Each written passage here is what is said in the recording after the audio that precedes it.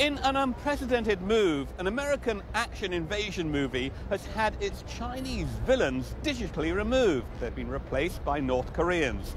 The step was taken after complaints from China over negative stereotyping. Talking Movies has been investigating. What's going on?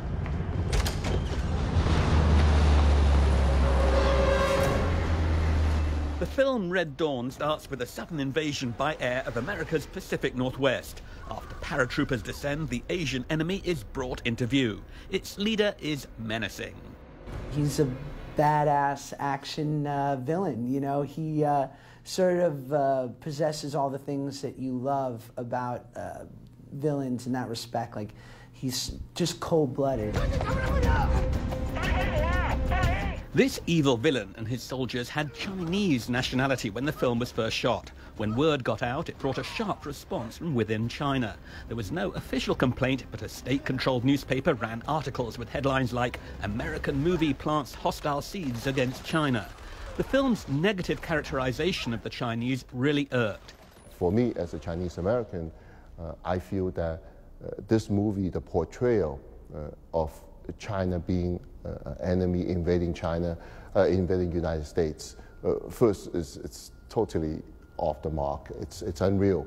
But the other is I'm always worried about the repercussion of the moviegoers actually thinking that this is something could happen.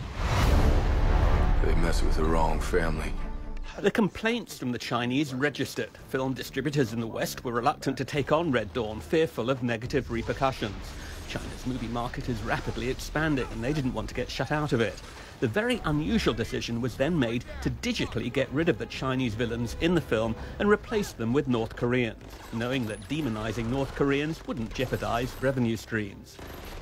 Once we committed to doing it, to make these changes involved doing a new credit sequence where there was visual effects work that we had to do to paint out propaganda posters and flags on uniforms and that type of thing.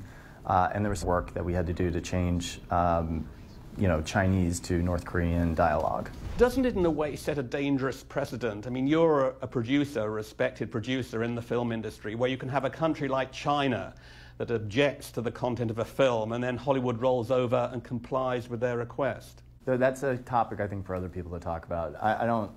That's not something I can do anything about.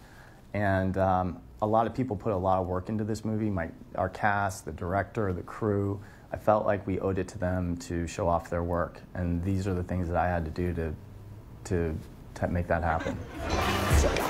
Many think the changes made in Red Dawn were just inevitable if the picture was to get distribution. China has made it very plain. It just won't tolerate what it views as transgressive behavior by Hollywood. China's made it very clear. If you hurt their national image or insult their national pride, they will retaliate, especially with movie studios. You insult us, we don't want to do business with you. And so to make a movie where China's invading America and to sort of demonize China this way, this was such a bad idea. As Red Dawn finally arrives in American cinemas with absolutely no trace on screen of Chinese evildoers, it's clear that China now has a lot of sway over the global entertainment industry, and Hollywood in particular. Coming up